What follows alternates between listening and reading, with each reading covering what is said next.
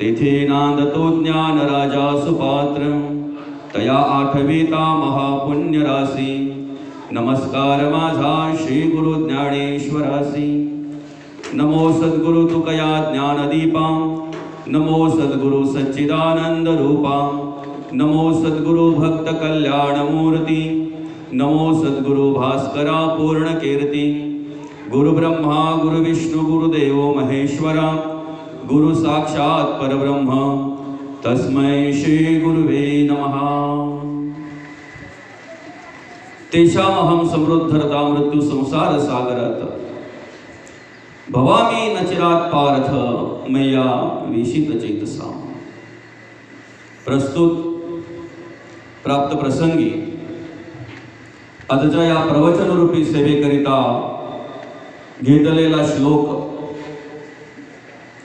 गीतेतील 12वा अध्याय आणि श्लोक क्रमांक 7।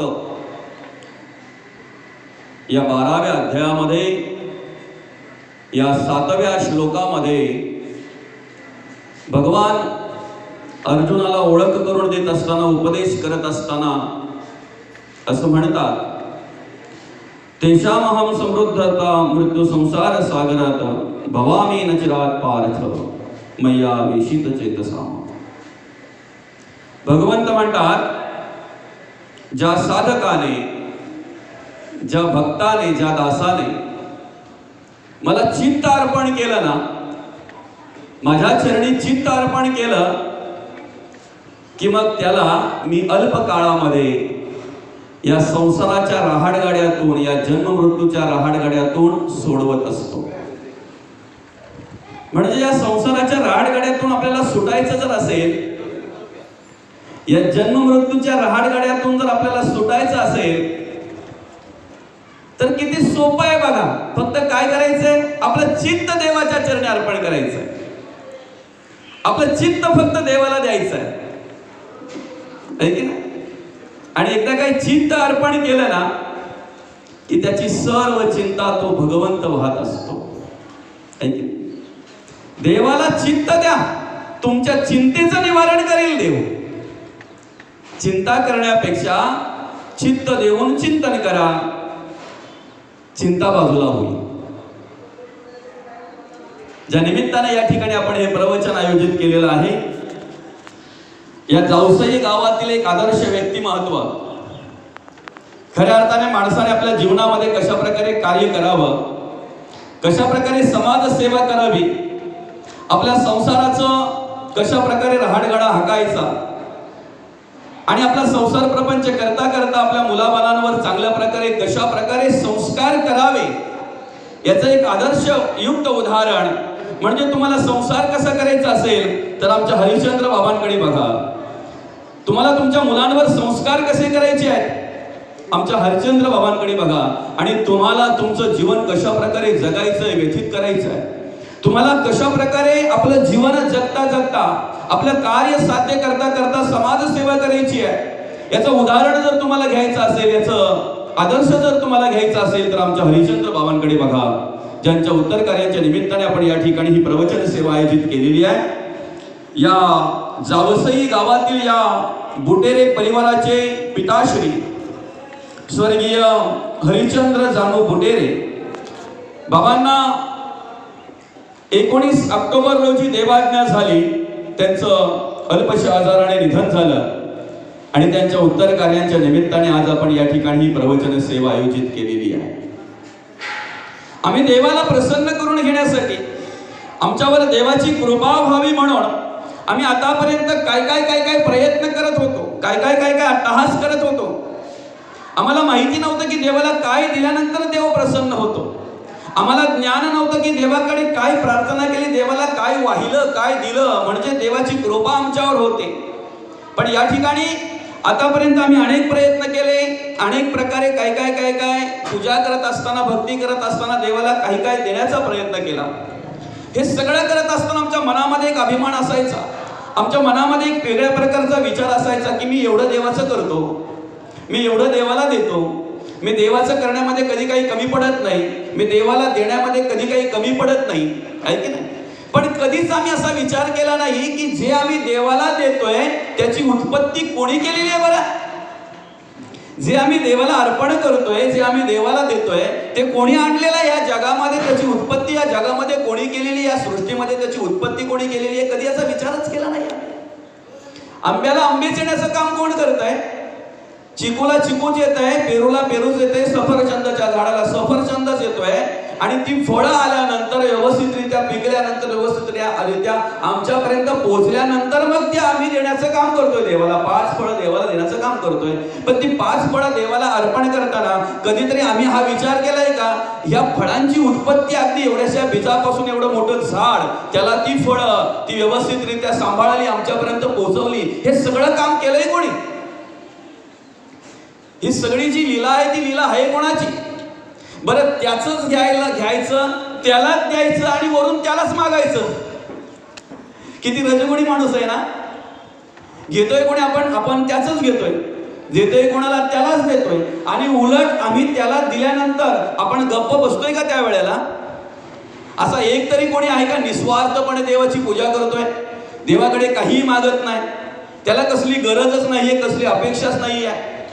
अहो, खरं तर ज्या वेळेला माणसाला कसली गरजच नसते ना, कसली अपेक्षाच नसते ना, म्हणजे तो सुखी असतो, समाधानी असतो, त्यावेळेला मुख्य म्हणजे देवच आठवत नाही त्या माणसाला. ज्या वेळेला मनुष्य सुखात असतोय ना त्यावेळेला त्याला देवच आठवत नाही. त्याला देव तेव्हा आठवतोय जेव्हा त्याला दुःख पदरात येतं, एखादं संकट येतं, एखादा प्रसंग त्याच्यावर येतोय की नाही, त्यावेळेला त्याला देव आठवत असतो. कबीर महाराज म्हणतात, दुख में समरण सब करे, सुख में करे ना कोई, जो सुख में समरण करे, दुःख काय का होई. आम्ही दुःख आल्यानंतर देवाला आठवतोय, आम्ही दुःख आल्यानंतर देवाचं नामस्मरण करतोय, मात्र सुखात असल्यानंतर आम्हाला देवाची आठवणही राहत नाही. सुखात असल्यानंतर नामस्मरण लांब गेलं, पण स्मरण सुद्धा होत नाही, नुसतं स्मरण सुद्धा देवाचं होत नाही आम्हाला.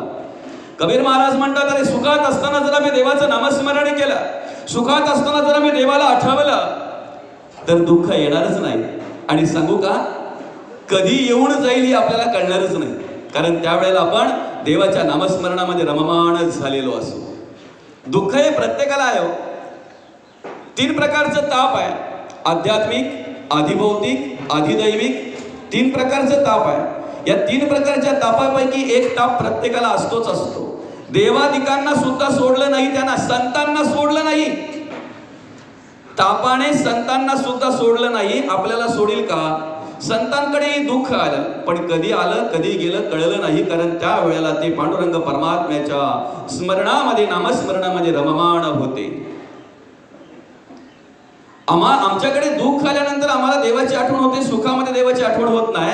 पण जर आम्ही अखंड आणि अखंड देवाचं नामस्मरण करत असू ना, तर ते दुःख आमच्याकडे कधी येऊन जाईल हा पत्ता सुद्धा लागणार नाही, आम्हाला कळणार सुद्धा नाही, आम्हाला जाणवणार सुद्धा नाही. कारण त्या दुःखाचं निवारण करण्याचं सामर्थ्य ज्या भगवंतामध्ये आहे, ज्या पांडुरंग परमात्म्याकडे आहे ना, त्या पांडुरंग परमात्म्याचं आम्ही स्मरण करत असू त्यावेळेला. आमच्यावर देवाची कृपा व्हावी म्हणून आम्ही देवाला काय केलं? सुगंधी अगरबत्ती लावली. आमच्यावर देवाची कृपा व्हावी म्हणून आम्ही काय केलं? देवाला तुपाचा दिवा लावला. आमच्यावर देवाची कृपा व्हावी म्हणून आम्ही काय केलं? देवाचं करण्यामध्ये कधी काही कमी पडलो नाही, ऐक ना. पण हे सगळं करता करता, सुगंधी अगरबत्ती ओवाळता ओवाळता आम्हाला कधी शोधलंच नाही. तुपाचा दिवा देवाच्या पुढे लावता लावता आम्हाला शोधलंच नाही. आम्ही काय करतोय? आमचे विचार कसे असावेत? जर ती अगरबत्ती स्वतः जळून जर इतरांना सुगंध देते, तर आम्ही सुद्धा देवाकडे प्रार्थना केली पाहिजे, देवा जशी ही अगरबत्ती स्वतः जळून आम्हाला सुगंध देते की नाही, तसं माझ्या सुद्धा कर्माचा सुगंध दरवळला पाहिजे. तुम्ही तुपाचाच दिवा लावायला पाहिजे असं काही नाही. तुमच्या परिस्थितीप्रमाणे देवाला दिवा लावा, दिवा प्रज्वलित करा, त्या ठिकाणी दीप प्रज्वलन करा. पण तो दिवा पेटवता पेटवता, तो दिवा प्रज्वलन करता करता त्या ठिकाणी देवाच्या चरणी प्रार्थना करता आली पाहिजे, देवा अरे हा दिवा जसा स्वतः जळून आम्हाला प्रकाश देतोय की नाही, तसं माझ्या कर्माचा प्रकाश संपूर्ण समाजामध्ये दरवळला पाहिजे, पसरला पाहिजे देवा. आम्ही फक्त वरवरचा परमार्थ केला, आम्ही फक्त वरवरची भक्ती केली, पण अंतःकरणामध्ये कधी विचारच केला नाही. आम्हाला वाटलं अनेक ग्रंथांचा अभ्यास केला म्हणजे आम्ही परमार्थ करतोय. आम्हाला वाटलं अनेक ओव्या, अनेक श्लोक, अनेक अभंग पाठ असले म्हणजे आमचा परमार्थ होतोय, आम्ही भक्ती करतोय. पण संत म्हणतात दादा याला पांडित्य म्हणतात, याला भक्ती किंवा परमार्थ म्हणत नाही, याला ज्ञान म्हणत नाही, याला पांडित्य म्हटलं जातंय. ज्ञान त्याला म्हटलं जातंय त्या ज्ञानाची ओळख करून देत असताना संत म्हणतात ऐक ज्ञानाचे लक्षण. ज्ञान म्हणजे आत्मज्ञान, पहावे आपणासी आपण तया नाव ज्ञान. म्हणजे आम्ही स्वतःला शोधणं याला ज्ञान म्हणतात, हे संतांनी सांगितलं. आम्ही आमच्या संसारात असल्यानंतर आम्ही स्वतःला शोधणं, आम्ही आमच्या प्रपंचाचं कार्य करत असताना आम्हाला स्वतःला शोधणं, आम्ही परमार्थात असताना आम्ही भक्ती करत असताना आम्हाला स्वतःला शोधणं याला ज्ञान म्हणतात, हे संतांनी आम्हाला सांगितलं. आणि खरं सांगू का, आपल्याला जर स्वतःला शोधायचं असेल ना तर त्यासाठी गीतेचा अभ्यास करायला हवा, गाथेचा अभ्यास करायला हवा, ज्ञानेश्वरी वाचायला हवी, भागवत वाचायला हवं. कारण संतांच्या वाङ्मयाचा अभ्यास केल्याशिवाय आम्हाला आम्ही कोण आहेत ना हे कळणारच नाही. आमचं सूत्र काय चुकलं माहिती आहे का, आम्ही डायरेक्ट देवाला शोधायला गेलो. तुम्ही जर स्वतःला न शोधता जर देवाला शोधायला गेलात ना, आयुष्यभर जरी धडपड केली, प्रयत्न केले तरी देव तुम्हाला सापडणार नाही, देव काय ते तुम्हाला कळणार नाही. ज्या दिवशी तुम्ही स्वतःला शोधाल ना, आपण कोण आहोत, तू कोण, कोणाचा, कोठोनी आलासी कैचा, हा विचार पूर्वीचा जाण बाबा. मी कोण आहे, मी या भूतलावर कशासाठी आलेलो आहे, मला काय करायचं आहे, मला कुठे जायचं आहे, काय केलं म्हणजेच माझ्या देहाचं, माझ्या आयुष्याचं सार्थक होईल, हा विचार ज्या दिवशी आमच्या अंतःकरणामध्ये येईल ना, त्या दिवशी मी शोधता शोधता देवाची ओळख झाल्याशिवाय राहणार नाही. पहिले तो मी शोधता आला पाहिजे, आहे की नाही. इथे काय भगवंत म्हणतात, तेषामहं समृद्धता मृत्यू संसार सागरात. जर मृत्यू संसार सागरामध्ये आपल्याला तरायचं आहे, मोक्ष प्राप्ती ज्याला म्हणतात, मोकळं ज्याला म्हणतात, ते मोकळं व्हायचं आहे, या जन्म मृत्यूच्या राहाडगड्यातून जर आपल्याला सुटायचं आहे, तर भवामी ना चिरात पार्थ मैया विशित चेतसा. काय कर, तू फक्त मला चित्त अर्पण कर, चित्त द्यायचंय देवाला. आपण जर फक्त चित्त अर्पण केलं देवाच्या चरणी, देवाला जर चित्त दिलं तर सगळी चिंता आपली देव पाहतोय, सगळा सांभाळ आपला करतोय देव. मग देवाला जर चित्त अर्पण करायचं आहे तर देवाला शोधायच्या आधी आम्हाला शोधलं पाहिजे, मी कोण आहे. समोर चाललेली बैलगाडी आणि दाखवलं त्याला काय आहे ते, म्हणे बैलगाडी आहे. नाही नाही म्हणे बैलगाडी कुठे आहे, मला तर दिसत नाही, जर हात लावून दाखव. त्याने चाकाला हात लावला, म्हणे ही बैलगाडी आहे. नाही म्हणे ते चाक आहे. धुरांडीला हात लावला, ही बैलगाडी. नाही नाही म्हणे धुरांडी आहे. झुकाऱ्याला हात लावला, ही बैलगाडी आहे. नाही नाही म्हणे झुक्यार आहे. साठीला हात लावला, ही बैलगाडी. नाही नाही म्हणे साठी आहे. सैलीला हात लावला, नाही सैल आहे. बैलाला हात लावला, नाही बैल आहे. बैल गाडी कुठे आहे. काणखिलीला हात लावला, नाही नाही ती काणकिली आहे. बैलगाडी कुठे आहे. हे सगळं मिळून बैलगाडी आहे. मी कुठे आहे, मी आहे कुठे. हा मी आहे, हात आहेत. हा मी आहे, तोंड आहे, गाल आहेत. हा मी आहे, पाय आहेत. हा मी आहे, पोट आहे. मी आहे कुठे. जोपर्यंत माणूस मीला शोधत नाही ना, जोपर्यंत माणसाला मी कळत नाही ना, तोपर्यंत देव काय हे कळणार नाही, नाही कळणार. ऐक नाही. देव निर्गुण आहे, निराकार आहे, निसंग आहे, अरूप आहे, निर्विकल्प आहे, निसंग आहे, निराधार आहे. पण एवढं सगळं असून सुद्धा तो कसा आहे, जली स्थली काष्टी पाषाणे सभाई अभ्यंतरी भरून उरलेला आहे. नभा सारिके रूप या राघवाचे. आकाश कुठे नाही आहे. जिथे जातो तिथे आकाश आहे. आकाश कुठेतरी संपल्यासारखं वाटतंय, त्याला क्षितिज म्हणतात. कुठेतरी टेकल्यासारखं वाटतंय, त्याला क्षितिज म्हणतात. देवाचं अस्तित्व कसं आहे. अरे आकाश जर सर्वत्र आहे, आकाश जर आम्हाला सर्वत्र पाहायला मिळतंय, आकाश जर कुठे संपलेलं नाहीये, टेकलेलं नाहीये, तर त्या आकाशाला निर्माण करणारा तो परब्रह्म, तो भगवंत कसा असेल, फक्त विचार करा कसा असेल तो. त्या देवाला शोधायचं आहे ना, पहिले मी कोण ते पहा. आहे की नाही. आणि तो मी दाखवण्यासाठी हरिपाठामध्ये माऊलींनी 25 तत्व मांडलेली आहेत. 7, 5, 3 दशकांचा मेळा. आहे की नाही. पंचप्राण आहेत. प्राण अपान व्यान उदान आणि समान, मन आणि बुद्धी 7, 5 पृथ्वी आप तेज वायू आणि आकाश 5, 7 5 3 रजोगुण तमोगुण सत्वगुण 3 दशकांचा 5 ज्ञानेंद्रिय 5 कर्मेंद्रिय 25 तत्व मांडलेली आहेत. त्याच मीची ओळख करून देण्यासाठी नाथ महाराजांनी त्यांच्या हरिपाठामध्ये 30 तत्व मांडलेली आहेत. आणि या संपूर्ण देहाचा निवाडा जर आपण घेतला, या संपूर्ण देहाचा एक एक तत्व जर आपण बाजूला केलं, तर अनेक तत्वांनी या देहाची निर्मिती केलेली आहे. पण सगळ्याच्या सगळ्या तत्वांचा झाडा जर आम्ही केला ना, एक एक वस्तू बाजूला केली की नाही, कानखिली बाजूला केली, चाक काढून घेतलं, साठी बाजूला केली, जुग्यार बाजूला केलं, धुरांडी बाजूला केली, आहे की ना, ती आस पेटी बाजूला केली. आता सांगा ना, बैलगाडी उरली का?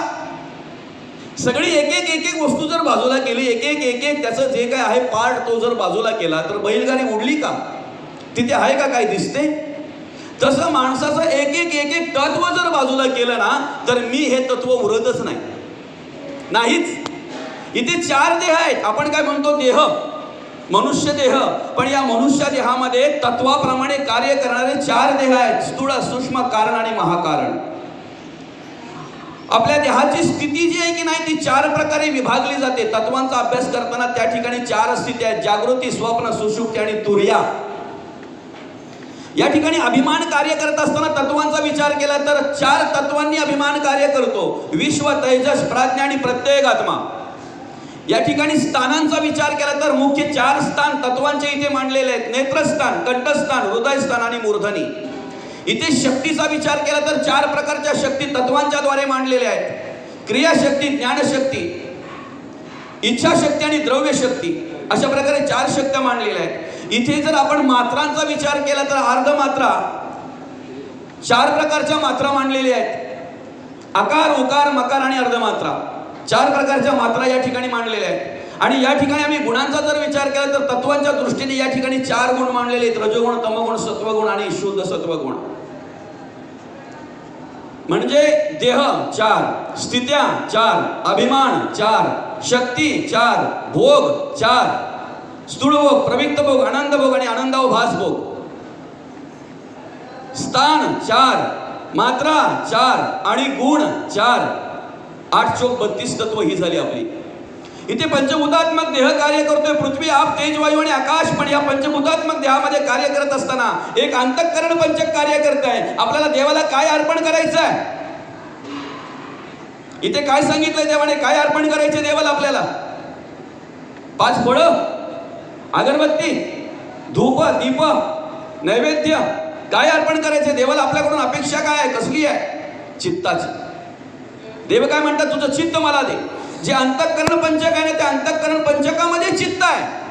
अंतःकरण मन, बुद्धी, चित्त आणि अहंकार. इथे प्राणपंचक कार्य करते, प्राण अपान व्यान उदान समान. इथे कर्मेंद्रिय पंचक कार्य करते, वाचा, पाणी, पाद, शिश्न, गुद. इथे ज्ञानेंद्रिय पंचक कार्य करत आहे, त्वचा, कान, नाक, त्वचा, डोळा, जीभ. आणि ते एक शब्द, स्पर्श, रूप, रस आणि गंध, कर्मेंद्रिय पंचक कार्य करते. 5 25 तत्व झाली. पृथ्वी ज्या तत्वांपासून निर्माण झालेली आहे, ती पृथ्वीची तत्व मांडलेली आहेत.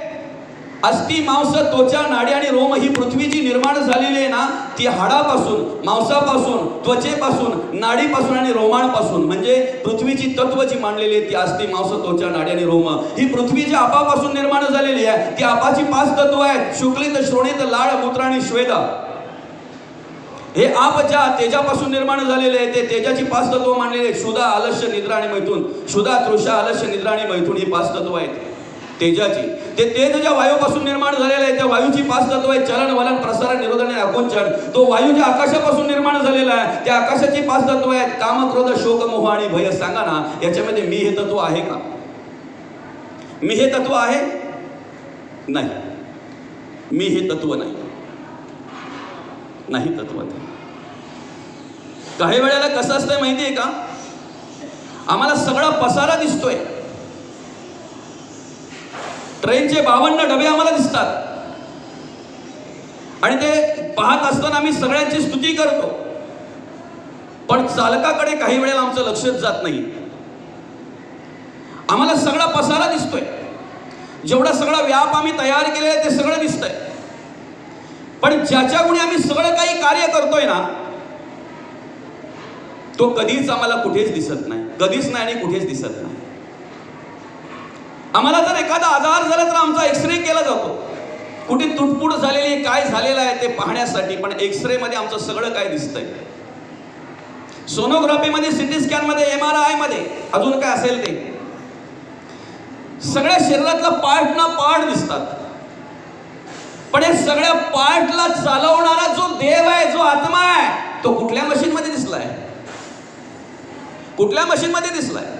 बरं, एखादा चष्मा वगैरे घातल्यानंतर तो दिसतो, कुठला भिंग वगैरे, जो चष्म्यातून दिसत नाही, जो भिंगातून दिसत नाही, जो आमच्या एक्सरेतून दिसत नाही, जो सोनोग्राफीतून दिसत नाही, जो MRI मध्ये, सिटी स्कॅन मध्ये, कुठल्याच मशीन मध्ये दिसत नाही, तो सांगू का तुम्हाला 1 तासाच्या प्रवचनातून दिसतो, तो कीर्तनातून दिसतो, त्याची अनुभूती येते, त्याची प्रचिती येते. आणि प्रवचन आणि कीर्तन हे परिवर्तनासाठी आहे, मनोरंजनासाठी नाहीये किंवा टाइमपास साठी नाहीये. तुमचं मनोरंजन व्हावं, तुमचा टाइमपास व्हावा म्हणून या ठिकाणी अनेक प्रकारची साधनं आहेत.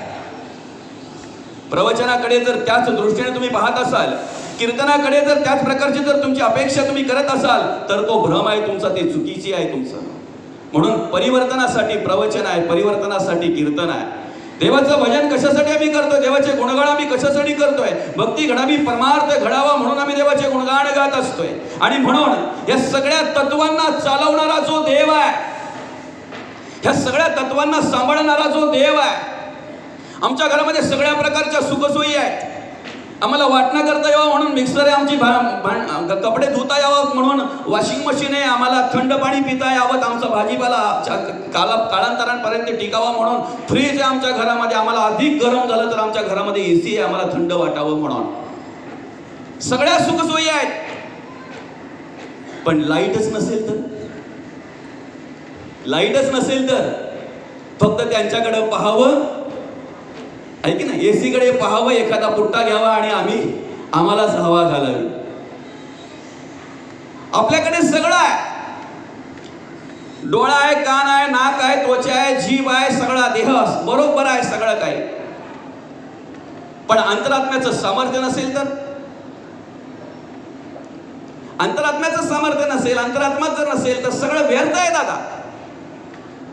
म्हणून तुमच्याकडे जर पैसा असेल ना, एखाद्या वेळी तुमचं इंद्रिय जर एखादा निकामी झाला तर तुमच्याकडे पैसा असेल तर तुम्हाला बाजारामध्ये अनेक इंद्रिय विकत मिळतील, बरं का? अनेक इंद्रिय तुम्हाला विकत मिळतील, अनेक प्रकारची इंद्रिय तुम्हाला विकत मिळतील. पण देवाच्या कृपेने प्राप्त झालेलं आयुष्य तुम्हाला मिळेलच याची गॅरंटी नाही. हे आयुष्य कोणी कोणाचं विकत घेत नाही दादा, हे आयुष्य कोणी कोणाचं विकत घेऊ शकत नाही. म्हणून जन्म झालेला आहे, जन्म झालेला आहे, मृत्यू ठरलेला आहे, मृत्यू आहेच आहे, जावं लागणारच आहे. या मधल्या काळामध्ये जे आहे ना त्याला आयुष्य म्हणतात. या आयुष्यामध्ये आम्ही फक्त 2 गोष्टी करायची आहेत, एक मी शोधायचा आणि एक देव शोधायचा आहे. या सगळ्या इंद्रियांना चालवणारा जो देव आहे, त्या देवाचं विस्मरण झाल्यानंतर अभिमानातून, अहंकारातून जे तत्व निर्माण होत आहे ना, त्या तत्वाला म्हटलं जातंय मी. बरोबर आहे की नाही? माणूस मी कधी बोलतोय? जेव्हा देवाचं विस्मरण होतंय तेव्हाच मी बोलतो ना. देवाचं स्मरण असेल तर तो बोलेल का मी करतोय म्हणून? मी आहे म्हणून तुम्ही खाताय, मी आहे म्हणून तुम्हाला वेळेवर खायला मिळतंय. 4 दिवस जर माहेरी गेले तर तुम्हाला चहा सुद्धा करता येत नाही. विचार करा जर गेले तर काय होईल. आणि हा सुद्धा बोलतोय मी कमवून आणतोय म्हणून तुम्ही खाताय, मी जर गेलो तर तुमची अवस्था काय होईल. लोक मरो मरो जाती, वडिले गेली ही प्रचिती. आजा गेला पणजा गेला, बाप मसने गेला, देखत देखत नातू पणतू तोही तैसा झाला. आणि त्यांच्याच पावलावर पाऊल ठेवून जर आपण चालत असू तर सांगा ना, परिवर्तन घडायचं कधी?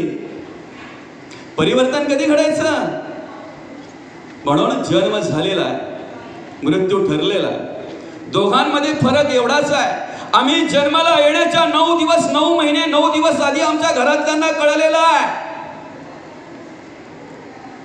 आणि म्हणून आज कलियुगामध्ये असं झालंय दादा, कुठे कळलं नाही कळलं की तिथून त्याचे सोहळे चालू आहेत. पूर्वीचा विचार केला, या ठिकाणी काही आज्या बसलेल्या आहेत, वृद्ध माणसं बसलेली आहेत. बाळ जन्माला येईपर्यंत काही बघितलं नव्हतं. बाळ जन्माला येईपर्यंत कुठल्या प्रकारचे सोहळे नाही, चोचले नाही, काहीच नाही. काहींनी तर सासूरवासामध्ये बाळांत झालेले आहेत. सासूरवास कशाला म्हणतात माहिती आहे ना? म्हणजे ती घटका भरेपर्यंत बिचारी भांडी घासत होती. शेतावरून आली काय आणि बाळांत झाली काय. असो, आमच्याकडे पैसा आला,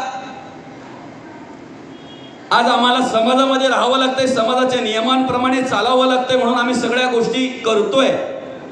सगळ्या गोष्टींप्रमाणे समाजाप्रमाणे राहावं, समाजाप्रमाणे वागावं. पण या सगळ्या गोष्टी करत असताना एक विचार करावा की अरे, जन्माला येण्याच्या अगोदरपासून जर आमचे सोहळे आहेत, तर मृत्यूच्या वेळी सुद्धा आमचा सोहळा निर्माण होईल, सोहळा करता येईल. अशा प्रकारे आम्ही कर्म का नाहीत करावी बरं? आज त्यांच्या उत्तर कार्यांच्या निमित्ताने आपण या ठिकाणी ही प्रवचन सेवा आयोजित केलेली आहे. या बुटेरे परिवाराचे बाबा हरिश्चंद्र जानू बुटेरे बाबा, खऱ्या अर्थाने आज त्यांच्या हा मृत्यूच्या नंतरचा सोहळा आहे, नवे मृत्यूचा सोहळा आहे. आपण आपल्या समाजामध्ये कशा प्रकारे जगावं, वागावं, राहावं. आपल्याला जर आदर्श घ्यायचा असेल तर आपण बाबांकडून आदर्श घ्यावा. माणूस म्हणून सगळेच जन्माला आलेत रे, माणूस म्हणून सगळेच या ठिकाणी कार्य करतायत. पण माणूस म्हणून जगणारे फार लोक कमी असतात दादा, फार कमी असतात. आज या कलियुगाचा जर विचार करावा तर प्राण्या पक्ष्यांना लाज वाटावी अशी कर्म मनुष्य करतोय, अशी कार्य, अशी विचार आज माणसाकडे आपल्याला पाहायला मिळतात. प्राण्या पक्ष्यांना लाज वाटावं अशा प्रकारची कर्म मनुष्य करतोय. एक साधं उदाहरण आहे, गटारात लोळतोय त्याला आपण काय म्हणतो? कुठला प्राणी गटारात लोळतोय काय म्हणतो त्याला आपण? तुम्ही खूप लांब बसले बोललात तरी मला ऐकायला येणार नाही. डुक्कर म्हणतो आपण त्याला. काय म्हणतो आपण? डुक्कर. तुम्हाला कधीतरी असं पाहायला मिळालंय का गटारातला डुक्कर करोड रुपयाच्या बंगल्यामध्ये येऊन लोळलाय? कधी पाहायला मिळालं तुम्हाला? गटारातला डुक्कर करोड रुपयाच्या बंगल्यामध्ये येऊन असं लोळलंय ते कधी पाहायला मिळालंय का तुम्हाला? ते त्याच्याच जाग्यावर लोळतंय. पण करोड रुपयाचा बंगला असलेला माणूस मात्र गटारीच्या दिवशी गटारात लोळतोय ना, त्यावेळेला ती डुकरं त्याला निहाळत असतात. हा कधी आमच्यात आला? भ्रमिष्ट झालेला आहे मनुष्य, भ्रमाने वागतोय, भ्रमाने कर्म करतोय, कार्य करतोय मनुष्य. आणि म्हणून ही प्रवचन श्रवणाची जी गरज आहे ना, ही कीर्तन श्रवणाची जी गरज आहे ना, ती माणसाला गरज आहे. त्याला कारण काय? हा नरदेह पुन्हा भेटणार नाही. हा नरदेह ठेवताच ठेवली आहे निजीवनी पुनरपी जननम पुनरपी मरणम जननी जठरी शयनम. परत येणं जाणं आहे ना आपल्याला, पण नरदेह मिळेलच सांगू शकत नाही. कशासाठी मिळालेला आहे? देवाचा परमार्थ करावा, भक्ती करावी, देवाची ओळख घ्यावी आणि उद्धार करून घ्यावा. अरे, आईच्या गर्भामध्ये असताना ज्या वेळेला कोंडला गेला, नवई द्वार ज्या वेळेला बुजली गेली, बुधमरला गेला, त्यावेळेला भगवंताच्या चरणी प्रार्थना केली, देवा तू इथून मला सोडविसी, स्वहित करीन गर्भवास हा चुकवीन, पुन्हा नाही येते. देवाला प्रार्थना केली त्याने. आणि मग देव बोलतो ठीक आहे चल, पुन्हा येणार नाही ना, गर्भवास चुकवशील ना, स्वहित करशील ना, माझं भजन पूजन करशील ना. सोडवलं त्याला. पण सोडवल्याबरोबर बोलतो केव्हा आम्ही बोललोच नाही असं, मी नाहीच बोललो असं. ते विस्मरण झाल्यामुळे माणसाच्या आयुष्यामध्ये माणसाला दुःख आलेलं आहे. एक देवाला विसरला, एक देवाचं विस्मरण झाल्यामुळे माणसाच्या आयुष्यामध्ये नाना प्रकारच्या संकटांना, नाना प्रकारच्या प्रसंगांना, वेगवेगळ्या प्रकारचं दुःख जे माणसाच्या आयुष्यामध्ये आलंय ना, त्याला कारण हे आहे. काय? विस्मरण झालं भगवंताचं. अरे, सगळ्याला विसरला असता तरी चालला असता रे, पण देवाला विसरायला नको होतं. ज्याला विसरायला नको त्याला विसरलो आणि नको त्यांच्यावर प्रेम केलं, नको त्यांच्यावर जीव लावला. जीव आहे कोणाचा आपण देतोय कोणाला? जीव आहे कोणाचा आपण लावतोय कोणाला? आहे की नाही? संतांनी काय केलं? संसार केला, प्रपंच केला, देहाकडे लक्ष दिलं, आपल्या मुलाबालांचा सांभाळ केला, त्यांच्यावर चांगल्या प्रकारे संस्कार केले, समाजामध्ये राहिले. पण समाजामध्ये राहत असताना देवाचं विस्मरण कधीच झालं नाही.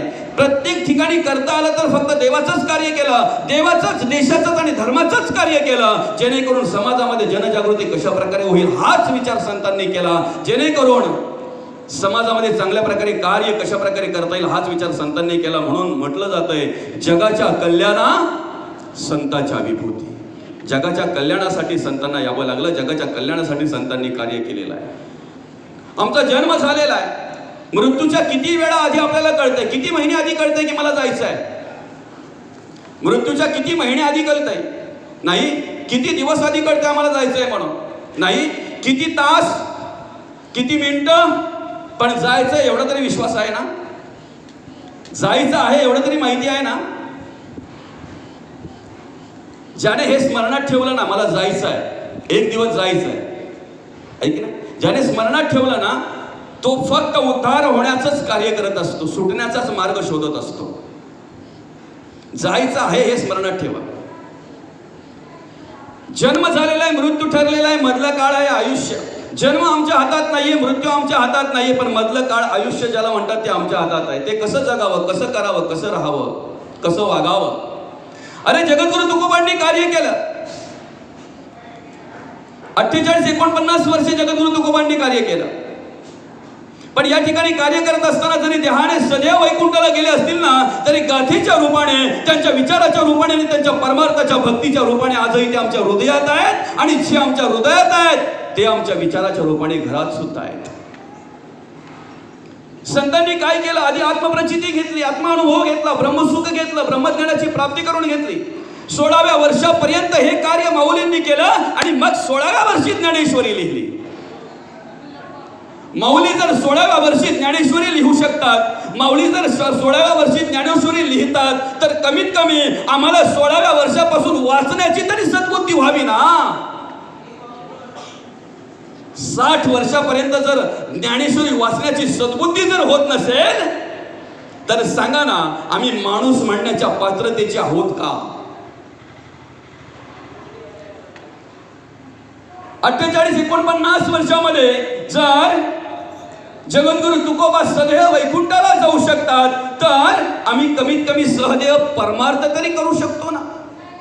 ती तरी बुद्धी आम्हाला व्हावी ना. आणि तीही बुद्धी जर आम्हाला होत नसेल तर सांगा ना, आम्ही काय जगतो, काय वागतोय, कसं राहतोय. आम्ही फक्त एवढाच विचार केला, मला हा नरदेह कशासाठी दिलेला आहे. 83,99,999 योनीचा जर आम्ही अभ्यास केला तर 83,99,999 योनी परमार्थ करू शकत नाही, भक्ती करू शकत नाही. मग देवाचं कार्य करण्यासाठी जर मला नरदेह दिलेला आहे तर मी काय करावं.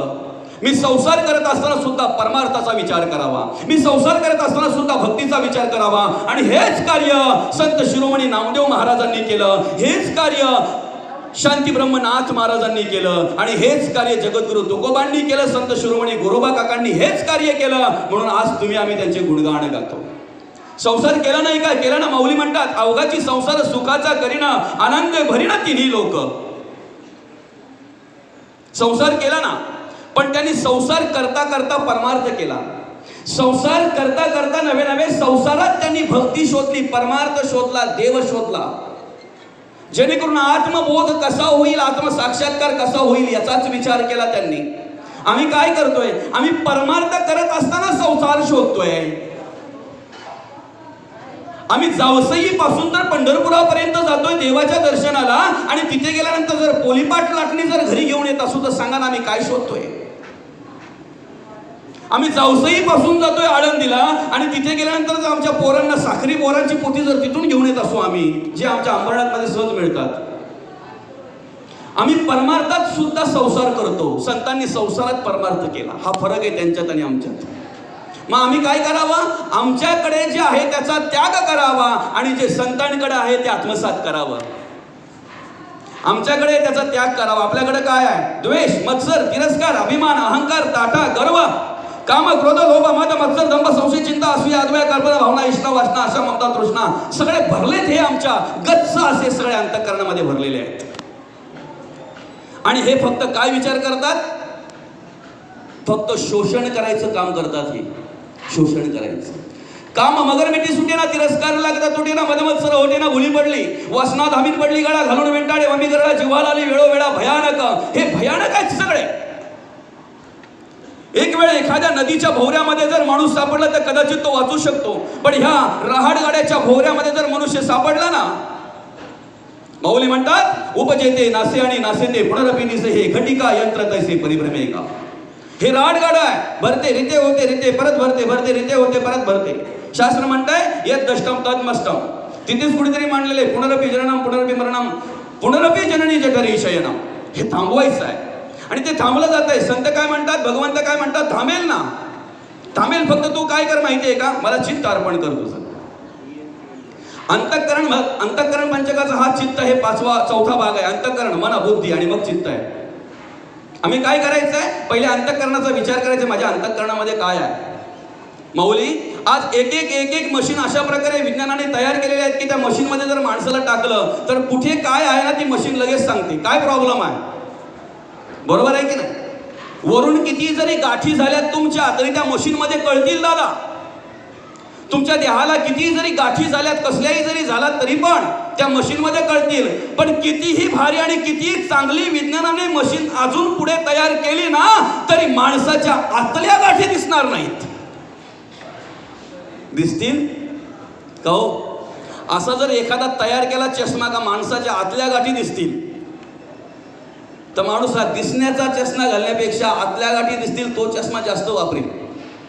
माणसं ओळखण्यामध्ये माणसाची जी गैरसमज होतो ना त्याला कारण तेच आहे, आम्हाला वरच्या गाठी दिसतात पण आतल्या गाठी दिसत नाही. आणि आतल्या गाठीची माणसं अशी असतात, जवळ येतात, गोडगोड बोलतात, मात्र त्यांच्या आतमध्ये काय चालतंय ते आम्हाला माहिती नसतंय. एखादी बाई आमच्या घरी यावी, आमच्या सासूला भेटावी, तिच्याजवळ 5 मिनिटं बसावी, तिच्याजवळ बसून झालं की सुनेजवळ जावं, तिच्याजवळ 5 मिनिटं बसावी. घरी गेली काय ना घरात भांडण झालं काय, असा कित्येक वेळ आणि कित्येक काळ आम्ही आमचा फुकट घालवतो, आम्हाला कळत नाही. आम्ही तीर्थाला जाताना सुद्धा कधीतरी कोणाचा तरी चुकून का न होईना, सूक्ष्मातून का न होईना आमच्याकडून द्वेष घडतो, मत्सर घडतो, तिरस्कार घडतो. आम्हाला वाटतंय कुठेतरी अत्याचार केला म्हणजे पाप झालं, हिंसाचार केला म्हणजे पाप झालं, बलात्कार केला म्हणजे पाप झालं, भ्रष्टाचार केला म्हणजे पाप झालं. हो, त्याला पापच म्हणतात आणि ते पापच आहे. पण तुम्हाला सांगू का, अहंकारामध्ये वागणं यालाही पाप म्हणतात. सूक्ष्मातून द्वेष करणं, मत्सर करणं, तिरस्कार करणं यालाही पाप म्हणतात. आणि मोठ्या पापाची गणना मनुष्य सहज करतोय, पण ह्या पापाची गणना आणि ह्या पापांचा विचार मनुष्य कधीच करत नाही. कधीच माणसाच्या अंतःकरणामध्ये तो विचार येत नाही, कधीच नाही. म्हणून तुम्हाला जर चांगलं राहायचंय, चांगलं जगायचंय, चांगलं वागायचं आहे ना, तर पहिला विचार करा अंतःकरणाचा. माझ्या अंतःकरणामध्ये काय आहे तो विचार पहिले आला पाहिजे माणसाच्या अंतःकरणामध्ये. माणसाने पहिला विचार तो केला पाहिजे, माझ्या अंतःकरणामध्ये काय आहे, मी कशासाठी हे सगळं करतोय, कोणासाठी हे सगळं करतोय.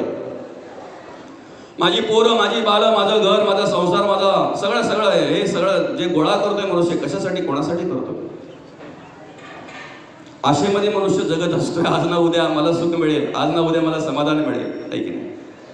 अरे रात्रीच्या वेळी एखाद्या उंदराला असं बंद असलेला टोपला भेटावा. बंद असल्यावर टोपले असते बघा, ती आपल्या घरामध्ये असायची ना टोपली, माहिती आहे ना. असेल माहिती, नसेल तर वृद्ध माणसांना विचारा, आजीला विचारा, ते सांगतील तुम्हाला, आहे की नाही. आणि तुम्हाला सांगतो मी, जशी जशी ही वृद्ध माणसं आपल्या समाजातून कमी होत चालल्यात ना, तशी तशी माऊली संस्कृती पण लोप होत चालली. आपली संस्कृती पण पाहायला मिळत नाही, आहे की नाही. आम्ही शिकलेलो आहेत, पण तुम्हाला सांगू का, तुम्ही किती जरी शिकलेले असतील ना तरी वृद्ध माणसांच्या ज्या आजी आहेत ना त्यांच्याजवळ जरा 15 मिनिटं तरी बसत जा रोज, आणि जुनं काय असेल ना ते ऐका. ती संस्कृती आपल्याला टिकवायची आहे, संस्कृती सांभाळायची आहे. आलं का लक्षात. आजही कितीतरी आजी अशा आहेत की कदाचित त्यांना दिसतही नसेल इथे मी कुठे बसलो आणि कोण बसलं ही माहिती नसेल कदाचित, फक्त त्यांची नजर माझ्याकडे असं वाटतंय, पण त्यांच्या डोक्यावरचा पदर मात्र पडलेला नाही आहे. शिका त्यांच्याकडून. आपल्या डोक्यावर पदर पाहिजे असं काही नाही, कारण का माहिती आहे का, तो फरक असा आहे की 9 वारीचा पदर फिट बसतो, 7.5चा पदर सटकतो. म्हणजे दोष पण आपला नाही आहे.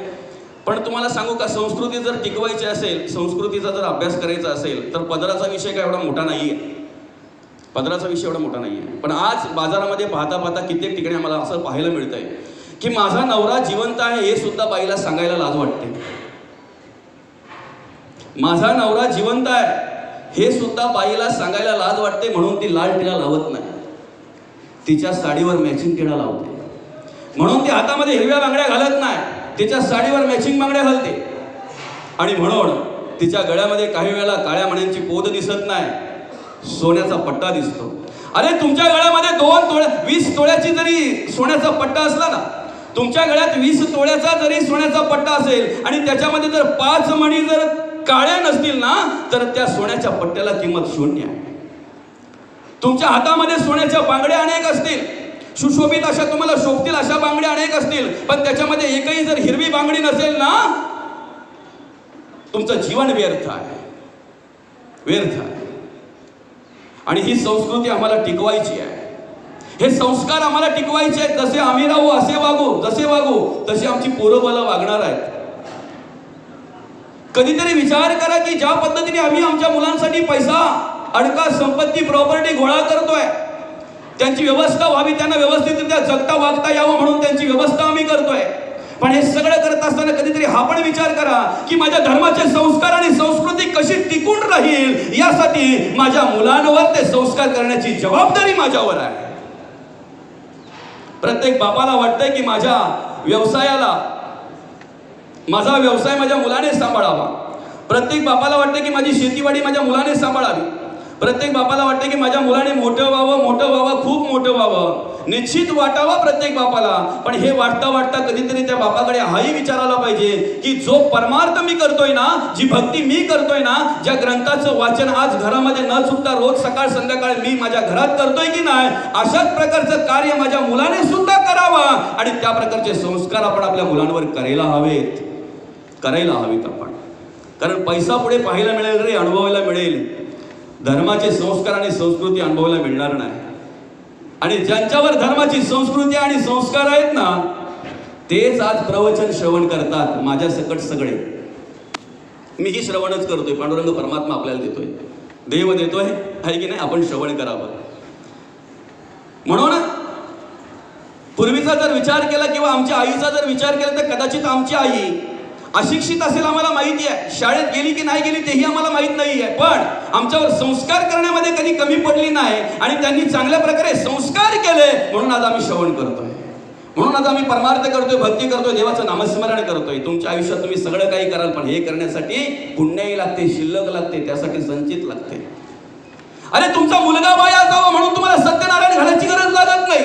तो वाया गेल्यानंतर तुम्हाला कळते वाया गेला, आता चांगला व्हावा म्हणून सत्यनारायण घालावं लागतंय. तुमच्या मुलाने वाईट कर्म करावी, तुमच्या मुलाने व्यसनाधीन व्हावं म्हणून देवाला नमस्काराची गरज लागत नाही. तो व्यसनाधीन झाला हे ज्या दिवशी तुम्हाला कळतंय त्या दिवशी तुम्ही देवाला नमस्कार करताय. देवा, अरे त्याला व्यसनापासून सोडव देवा. तुम्हाला 5 दिवसासाठी मी माझ्या घरी मूर्ती रूपाने आणीन, तुमची सेवा करेन. वाईट कर्माकडे मनुष्य सहज वळायला जातो, त्याला वळवावं लागत नाही. जसा तुम्हाला संघ असेल ना तसे तुमच्याकडे विचार येणार दादा. म्हणून संगती कशी असावी हे विचार केला पाहिजे. आपला विषय काय आहे, आम्ही हे सगळं काही करतोय. हे सगळं काही करताना फक्त माणसाने एकदा विचार करावा, मी गरीबाचं शोषण करतोय, मी गरीबाला लुबाडतोय, मी लोकांचा पाकिटमार करतोय, मी शेतकऱ्यांच्या योजना खातोय, मी अनेक प्रकारे सगळ्या प्रकारे कसं शोषण होईल याचा विचार करतोय. हे सगळ्या प्रकारचा पापाचा पैसा मी गोळा करतोय कोणासाठी? माझ्या मुलाबाळांसाठी, माझ्या बाईसाठी, माझ्या संसारासाठी, माझ्या घरासाठी. कधीतरी एकांतात बसावं, आपल्या मनाला विचारावं, हे सगळं मला काही उपयोगी येणार आहे का? कोण सांभाळणार आहे? कोण मला सोडवणार आहे? शेवटच्या वेळी याच्यातलं मला काय उपयोगी येणार आहे? कधीतरी विचार करावा ना माणसाने. शेवटच्या वेळी आपला पैसा उपयोगी येणार आहे आपल्याला? अरे अब्जा दिश आहेत, पण एकदा देवाने फॉर्म भरला, बेल दाबली का गेला. निरोप घेण्याचा त्याला राजा असता मृत्यूला लक्ष कोटी कबूल झाला तरी सोडीनाता याला मृत्यू काही. किती ज्ञानी आहेत, किती पंडित आहेत, सगळ्यांना जावं लागणार आहे दादा. किती मोठे तुमचे सोयरे असू द्या, किती मोठं गणगोत असू द्या, किती मोठा समाज असू द्या, एकदा शिल्लक संपली, मृत्यू आला की जाणंच आहे. कोणालाही सोडलेलं नाही, त्याने जावंच लागणार आहे. मग कधीतरी एकांतात बसावं, आपल्या मनाला विचारावं, याच्यापैकी काय उपयोगी येणार आहे आम्हाला? मुलं मला सांभाळणार आहेत, शेवटच्या वेळेला सोडवणार आहेत. जगद्गुरु तुकोबा म्हणतात, नको नको मना गुंतू माया जाळी, काळाला जवळी ग्रासावया, काळाची एवढी पडेल बा जेव्हा सोडविना तेव्हा माय बापा. सोडविना बंधू पाठीची बहीण, शेजेची कामीनं दूर आहे, सोडविना राजा देशीचा चौधरी आणि कसोयरी भली भली. मग कोण सोडवणार आहे? याच्यापैकी तर कोणी सोडवणार नाहीये. मग सोडवणार कोण? अरे ज्याने आपल्याला आईच्या गर्भातून सही सलामत सोडवलंय की नाही, तोच पांडुरंग परमात्मा, तोच भगवंत आपल्याला सोडवणार आहे. तुका म्हणे तुला सोडविना कोणी, एक चक्र पाणी वाचवून या. म्हणून आपण अखंड स्मरण कोणाचं करावं? देवाचं स्मरण करावं, देवाचं स्मरण करावं. ऐक ना, आपल्या घरामध्ये एखाद्या ठिकाणी हे असते बघा, ते भोंगेऱ्याचं घरटं असते बघा, अशी माती लागलेली असते. एखाद्या भिंतीला माती लागलेली असते. किंवा आमच्या खेडेपाड्यामध्ये जर पाहायला गेलं तर जास्त दिवस कपडे घातले नाहीत तर काही वेळेला कपड्याला पण ती माती लागते. घरटं करता येते, ऐक ना. पुरुषांपेक्षा महिलांना जास्त माहिती असेल, कारण घरटं फोडायचं काम कोण करतात? घरं फोडायचं नाही हो का, नाही तर तुम्ही घरं फोडायचं म्हणाल. परत जावसई यायचंय मला. काय फोडायचं काम करता? घराची स्वच्छतेची जबाबदारी महिलांवर असते, म्हणून ते घरटं फोडायचं काम महिला करतात. तुम्हाला माहिती आहे का, ते घरटं ज्या वेळेला आपण फोडतो ना, त्यावेळेला घरट्यातून काय निघतंय? आळ्या निघतात. आळ्या निघतात, बरोबर आहे.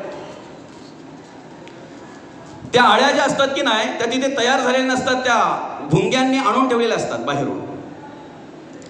पण भुंगे काय करतात, ते फिरतात फिरतात आल्यानंतर परत तिकडे त्या आळ्यांना टोचत असतात. ते कुठूनही जरी भुंगा आला ना, तरी पण तो येतोय आणि काय करतोय, त्या घरट्यामध्ये गेला की आळीला काय करतोय? टोचतोय. आता तो टोचतोय म्हणून तो जरी तिथे नसताना तरी आळीकडे एकच स्मरण असतंय, आता येणार टोचून जाणार, आता येणार टोचून जाणार, आता येणार टोचून जाणार. कोणाचं स्मरण असतंय? भुंग्याचं, घोंगेऱ्याचं. त्या घोंगेऱ्याचं, त्या भुंग्याचं स्मरण करता करता करता करता त्या आळीचं रूपांतर घोंगेऱ्यामध्ये होत आहे. आणि मग आम्ही जर अखंड देवाचं नामस्मरण केलं तर सांगा ना, देव आमच्यापासून किती लांब राहील. म्हणून खाता बसता उठता सगळं काही कार्य करता, दलिता कांडिता तुझं गाईन अनंत. कांदा मुळा भाजी अवघी बिटाई माझी, लसूण मिरची कोथंबिरी अवघात झाला माझा हरी. प्रत्येक कार्य करताना देवाचं नामस्मरण आपण केलं पाहिजे. देवाची ये द्वारी उभा क्षण भरी तेणे मुक्ती चारही साधी येल्या. हरिमुखे म्हणा पुण्याची गणना पूर्ण करे. जर भगवंताशिवाय आम्हाला कोणी सोडवू शकत नाही, जर त्या चक्रपाणी शिवाय, त्या देवाशिवाय जर आम्हाला कोणी सोडवू शकत नाही, तर आम्ही इतरांचं स्मरण करावंच का? त्याच देवाचं स्मरण करावं ना, आम्ही त्याच देवाचं स्मरण करावं ना. बाकी किती जरी आपण कोणाकोणाचं आठवण केली ना, अमका आला का, तमका आला का, ह्यो आला का, तो आला का, कोणी सोडवणार नाही, कोणी नाही. म्हणून संत म्हणतात, नाही कुणाचे कोणी, तुझे नव्हे रे कोणी, अंती जासील एकला रे प्राण्या माझे माझे म्हणून. बंधू कुणाची, बहीण कुणाची, कोड कुणाची, सगळे सोयरे मेल्या पाठी सर्वच राहील तुडतील धागे दोरे. प्राण्या मायेचा बाजार, 2 दिवसाची तुझी जवानी नाही पुढे टिकणार रे. वृद्धपणा येता जवळी वैद्य काय करणार. प्राण्या मायेचा बाजार. मग ह्या मायेच्या बाजारामध्ये आपण अडकावं का? अरे हिंदुस्थानमध्ये अनेक माता होऊन गेल्या. या हिंदुस्थानमध्ये अनेक मातांनी आपल्या मुलांवर चांगल्या प्रकारे संस्कार केले, घडवले, वाढवले. काहींनी देशासाठी कार्य केलं, काहींनी देवासाठी कार्य केलं, काहींनी धर्मासाठी कार्य केलं. या पुढे सरका, पुढे सरका, पुढे सरा. अनेकांनी अशा प्रकारे कार्य केलं. कोणी देवासाठी कार्य केलं, कोणी धर्मासाठी कार्य केलं, कोणी देशासाठी कार्य केलं. आणि हे सगळं कार्य करत असताना, हे सगळ्या प्रकारचं कार्य करत असताना या ठिकाणी अनेक माता होऊन गेल्या. त्या अनेक मातांपैकी एक म्हणजेच, त्या साऊंडच्या पुढे फक्त बसू नका, थोडं इकडे बसा किंवा इकडे बसा. हा चालेल, ओके. त्या सगळ्या मातांपैकी एक माता मदालसा, ज्या माता, जी आई आपल्या मुलाला पाळण्यात असताना उपदेश करते. पाळण्यात असताना त्या मुलाला उपदेश करते. आणि उपदेश करताना काय म्हणते, बाबा इकडे बसा थोडं. हा देह नाशिवंत मला मूत्राचा बाधा, वरी चर्म घातले रे कृमी कीटकांचा साधा. रव दुर्गंधी रे अमंगळ तिचा बाधा, स्मरे त्या हरिहरा शरण जाई गोविंदा. कोणाला उपदेश करतात? पालण्यात असलेल्या मुलाला. आमच्या मुलाचा पालना हल्ला काय, तरी त्याला हा उपदेश माहिती नसतो. या देहाचा भरवसा पुत्र न धरावा ऐसा, माझे माझे म्हणून या बहु दुःखाचा वळसा. बहुत ठकियले मृग जळाच्या आशा, तृष्णा सांडुनिया योगी गेले वनवासा. ज्यांना हे जीवन कशासाठी मिळालेलं आहे, नरदेह कशासाठी मिळालेला आहे, हा आत्मबोध झाला. काय करावं हे त्यांना कळलं, मला काय साध्य करायचं आहे. आम्ही काय एकाएकी इथे जावसईमध्ये या बुटेरे परिवाराच्या घरी आलेलो नाहीत. ज्या दिवशी या बाबांचा मृत्यू झाला त्या दिवसापासून आमच्या अंतःकरणामध्ये, आमच्या मनामध्ये होतं 31 तारखेला जावसईला जायचं आहे उत्तर कार्यांना. त्या दिवसापासून म्हणजे आतापर्यंत आमच्या मनामध्ये, आमच्या अंतःकरणामध्ये तो विचार होता. आज सकाळी ते पायांनी आत्मसात केले आणि पाय चालायला लागले. कुठलाही विचार माणसाच्या मनामध्ये एकाएकी येत नाही, माणसाकडून घडत नाही. तो विचार पहिले अंतःकरणामध्ये येतोय. काही काळ अंतःकरणामध्ये आल्यानंतर मग अंतःकरण मनाकडे जातोय. मनाने जर तो स्वीकारला तर बुद्धी त्याप्रमाणे कार्य करायला लागते आणि